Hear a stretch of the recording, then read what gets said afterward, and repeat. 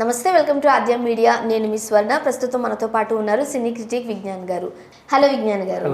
Yes, ఇప్పుడు హేతువాదుల్లో ప్రముఖులుగా చెప్పుకునే వాళ్ళు బాబు గోగినేని గారు. జనరల్గా స్పందిస్తూ ఉంటారు, దెయ్యాలు లేవు, దేవుడు లేడు, ఇలా చెప్తూ ఉంటారు కదా. ఇప్పుడు వైఎస్ షర్మిల గారి విషయం ఏదైతే ఉందో దానికి సంబంధించి మతాన్ని లింకప్ చేస్తూ ఆయన కొన్ని వ్యాఖ్యలు చేయడం జరిగింది. ఎందుకు అనాల్సి వచ్చింది, ఏం జరిగింది? సరే, యాక్చువల్గా ఈయన షర్మిలని అన్నాడు, మన బ్రదర్ అనిల్ని అన్నాడు. షర్మిల అరెస్ట్ అయ్యింది, చెంచల్గూడ జైలుకి తీసుకెళ్లారు. ఇట్లాంటి వార్తలు వచ్చిన క్రమంలో ఈయన ఏమన్నాడు అంటే, అనిల్ కూడా వెళ్ళి పరామర్శిస్తే, నువ్వు ఏలూరులో చీరాలలో వర్షాన్ని ఆపిన నువ్వు ఇక్కడ చెంచల్గూడ జైలుకి తీసుకెళ్ళి ఈ అరెస్ట్ని ఆపలేవా అని చెప్పి సెటైర్ వేశాడు. అంతవరకు నిజంగా బాగానే ఉంది. అంటే ఒక మెచ్యూర్డ్ పర్సన్ మెచ్యూర్డ్గా మాట్లాడినట్టుగానే ఉంది. దానికి ముందు ఏమన్నాడు, మధ్యలో ఏమన్నాడు అంటే, అదే నీ ఏసునామముని ఉపయోగించి ప్రభువును ఏసునామముతో దీన్ని ఆపు అని సెటైర్ వేసాడు. ఇక్కడ నీకు ప్రభువును ఏసునామము అనే పదం ఎందుకు వచ్చింది అంటే, నువ్వు ఆ పదాన్ని తక్కువ చేసినట్టు కాబట్టి క్రైస్తవులందరూ ఈయన మీద మండిపడుతున్నారు. అది జరిగింది. నీకు నమ్మకం లేకపోతే నువ్వు నమ్మకు. నీకున్నది ఒక రోగం, నువ్వు ఒక హేతువాదివి. హేతువాది అంటేనే నీకు రోగం. ఏం రోగం నీకున్నది?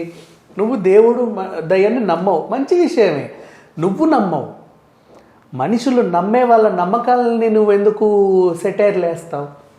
అది నీకు అనవసరం కదా, అంతే కదా. నువ్వు నీలాగే వాడు బతుకుతున్నాడు, నువ్వు నమ్మవు. నువ్వు ఒక విషయాన్ని నమ్మకుండా ఒక సొసైటీలో బ్రతుకుతున్నావు, వాళ్ళు ఒక విషయాన్ని నమ్మి సొసైటీలో బ్రతుకుతున్నారు. ఆ విషయాన్ని నమ్మడం వల్ల, అది నిజమో అబద్ధమో వాళ్ళకి కూడా తెలియనంత అమాయకులేం కాదు, నమ్మడం వల్ల వాళ్ళకుండే ఒక భయం ఏంటంటే, ఏదన్నా ఉంటే దేవుడు చూసుకుంటాడు, వద్దురా ఎందుకు అట్లాంటి తప్పు చేద్దాం, దేవుడు క్షమించాడు తెలుసా. మనిషికంటే ఒక భయం, రైట్? ఆ భయం అనే దీంట్లో వాడు తప్పులు చేయకుండా నీతిగా నిజాయితీగానే బతుకుతున్నాడు. పోనీ అది వాళ్ళతో చేయించే వాళ్ళు ఎలా ఉన్న తర్వాత సంగతి, అది వాళ్ళ గురించి వదిలే. నమ్మే మనుషులు అలా ఉన్నారు. నెక్స్ట్, ఈయన నువ్వు నమ్మట్లా, నీ బతుకు నువ్వు బతుకు ఆనందంగానే బతుకుతున్నావు, నమ్మే వాళ్ళు కూడా వాళ్ళ బ్రతుకు వాళ్ళు బతుకుతున్నారు, హ్యాపీగానే బ్రతుకుతున్నారు. నువ్వు ఇప్పుడు వీళ్ళ నమ్మకాలతో కొంతమంది ఆడుకునే వాళ్ళు కొంతమంది ఉంటారు. అంటే అటు బాబాలు ఉంటారు, ఇటు పాస్టర్లు ఉంటారు, అన్ని రకాల మనుషులు ఉంటారు. బాబాలు ఏం చేస్తారు, ఏవేవేవో ఇచ్చేసి ఎగిరెగిరి దునికి వాళ్ళకి అది ఇచ్చామని నోట్లకి వెళ్ళి శివలింగాలు తీసి గుడ్లు తీసి ఏదో చేస్తారు. వీళ్ళు కూడా ఏం చేస్తారంటే కొన్ని మహిమలు చూపిస్తే జనాలు అట్రాక్ట్ అవుతారేమో అని చెప్పేసి, నేను సూర్యుడిని ఆపాను, వర్షాన్ని ఆపానని అప్పుడప్పుడు కొంతమంది క్లెయిమ్ చేసుకుంటారు. అది నిజమా కాదా అనేది నువ్వు వాళ్ళతో పోరాడు. ఎవరైతే నీతో చెప్పాడో ఆయనతో పోరాడు. ఏమన్నావు, అప్పుడెప్పుడో వర్షాన్ని ఆపావు కదా, ఇప్పుడు ఈ అరెస్ట్ ఎందుకు ఆపలేకపోతున్నావు అని ఆయన అడుగు, అంతే. ప్రభువును ఏసునామముతో నువ్వు ఈ పని ఎందుకు చేయట్లేదు అనడం నీ తప్పు.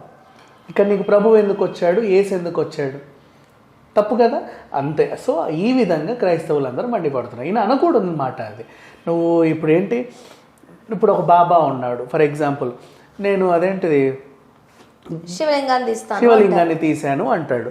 తర్వాత ఆయనే ఇక్కడ ఏదో సంథింగ్ రోగం వచ్చేసి చచ్చిపోతాడు. మరి నీ గొంతులో ఉన్న క్యాన్సర్ని నువ్వు ఎందుకు బయటికి తీయలేకపోయావు అని సెటైర్ వేయచ్చు. తప్పు లేదు.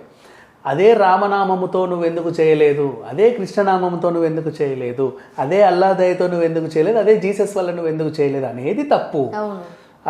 అందరూ వేరొక మతస్థుల్ని గౌరవించాల్సిందే, ఏ మతంలో వాళ్ళైనా సరే, అంతే కదా. సో దేవుడు ఉన్నాడు లేరు అన్నది పక్కన పెట్టేద్దాం, దేవుడిని తీసుకురాకూడదు అనేది కొంతమంది వాదన. ఎగ్జాక్ట్లీ. ఇప్పుడు సమ్మక్క సారక్క జాతర ఉంది, అక్కడ నిజంగా చెప్పిన సమ్మక్క సారక్క జాతరలో విచిత్రం ఏంటంటే, దేవుడి రూపమే ఉండదు అక్కడ. కుంకుమరిలోనో లేకపోతే గడ్డి పొరకలోనో పెడతారు, దేవుడి రూపమే ఉండదు. అయినా సరే మొత్తం ఆసియా ఖండంలో అతిపెద్ద జాతర అది. వాళ్ళ నమ్మకం ఏంటి చెప్పు, అంతే కదా. నెక్స్ట్ అట్లా సిరిమాను ఉంటుంది, పైడి తల్లిది.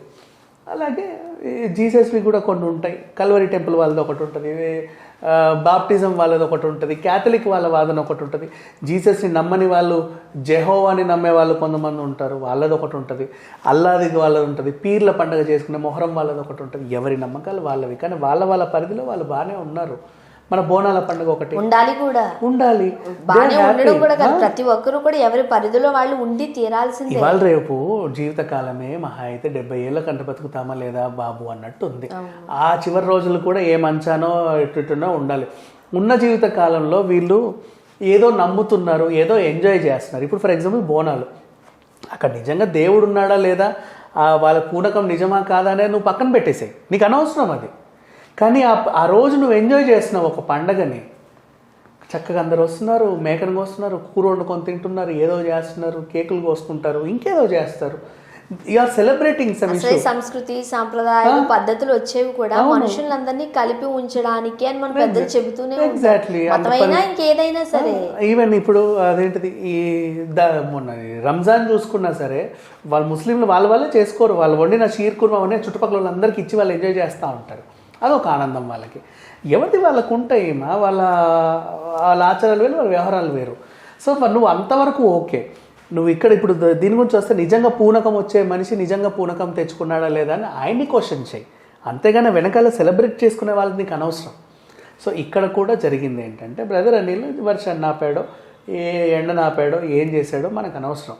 ఆయన క్లెయిమ్ చేసుకున్నాడు, ఈయన దాన్ని క్వశ్చన్ చేశాడు. సో ఓకే, డన్, ఇంతవరకు బాగానే ఉంది. కానీ నువ్వు అందులో ప్రభువును యేసునామముతో ఇది చేయి, ప్రభువును యేసునామముతో అది చేయి అనడం మాత్రం తప్పు. నాలుకలు కత్తిరిస్తారు, అర్థమైందా? అట్లా ఉంటుంది. నువ్వెవడు అనడానికి, నీకు నమ్మకం లేదా నువ్వు చేసుకున్నప్పుడు నీకు నమ్మకం లేనట్టుగానే ఉండు. నీ రోగం ఎంత దరిద్రంగా ఉందంటే ఎప్పుడు. అండ్ ఇంకొకటి, ఇదొక్కటే కాదు వ్యవహారం. ఇప్పుడు ఇదేంటి, ఎప్పుడో జరిగిన ఇష్యూని ఇప్పుడు తీసుకొచ్చి లింక్ చేశాడు. నెక్స్ట్ ఈయనకున్న ఇంకో రోగం ఏంటంటే, కౌశల్తో నేను కూడా కొట్లాడాను, ఈయన కూడా యాంటీగా ఉన్నాడు, అది ఓకే, అంతవరకు ఓకే. బయటకు వచ్చారు, ఆ బిగ్ బాస్ ఆ సీజన్ అయిపోయింది, డన్. అది అయిపోయి కూడా ఇప్పటికి 5-6 ఏళ్ళు అయిపోయింది, అవునా? బిగ్ బాస్ 2 అయిపోయి. మొన్న రీసెంట్లీ కౌశల్ ఫోటో పెట్టేసి, ఈయన అప్పట్లో ఎర్రగా తీసే లెవెల్లో సినిమాలు తీసి ఇప్పుడు పెద్ద స్టార్ అవుతారన్న, మరి ఈ స్టార్ మీకు ఎక్కడైనా కనపడ్డా? నాకు మాత్రం ఎక్కడ కనపడట్లేదు అని చెప్పి పోస్ట్ పెట్టి, నీకెవడు, నేను ఎవడు అడిగాడు? అలా పోక్ చేయొద్దు అంటే ఖాళీగా కూర్చుంటే నిన్నెవడో ఫాలో అవుతున్నాడు కదా అని చెప్పి నువ్వే ఒక బోసిడీకే, నిన్నొక బోసిడీకే గాడు ఫాలో అవుతున్నాడు, దేందుకు పనికిరాని వాడివి ఫాలో అవుతున్నాడు. నీ స్టేట్మెంట్లో కూడా అసలు ఇంచ్ క్లారిటీ ఉండదు. నువ్వు హేతువాది అని పెట్టుకుంటున్నావే తప్ప నువ్వు ఏది ప్రూఫ్లు లాగవు. అవతల వాడితో డిబేట్ చేసే సత్తా నీ బతుక్కి లేదు. ఫస్ట్ ఆఫ్ ఆల్ నేను ఇప్పటికీ చెప్తా, ఐ స్టాండ్ ఆన్ ఇట్, నీకు లేదు. అండ్ దెన్ అట్లాంటిది అంటే నీదే కరెక్ట్ అని నువ్వు వాదిస్తా వాడిని ఒప్పుకోకుండా పోరా అనుకుంటూ కూర్చుంటావు. అంతే తప్పితే సైంటిఫికల్గా కానీ టెక్నికల్గా కానీ మాటల్లో కానీ ఇంకేదో రకంగా కానీ వాడితో నువ్వు ఎవరితోనూ కూర్చొని చివరి వరకు పోరాడిన దాఖలాలు అయితే లేవు. నీ అంతటి నువ్వు అలిగి వాడిని ఇరిటేట్ చేసో ఇంకేదో చేసి అక్కడి నుంచి లేవడం తప్పితే అట్లాంటివి నువ్వు అనవసరంగా ఒకరిని పోక్ చేసి ఇట్లాంటి మాటలు చాలా ఇది. అండ్ ఈవెన్ ఇప్పుడు అరెస్ట్ ఎందుకు జరిగిందో, ఇది ఏ విషయంలో జరిగిందో వాళ్ళ ఇది వాళ్ళకు ఉంటుంది. ఈ టైంలో కూడా నువ్వు దానిలో సంబంధం లేని మతాన్ని తీసుకొచ్చి అక్కడ పెట్టేసి వీళ్ళ ఆగ్రహానికి గురవడం అంటే ఇక నిన్నేమనాలో నాకు తెలియట్లా. అదే. Thank you so much. Thank you.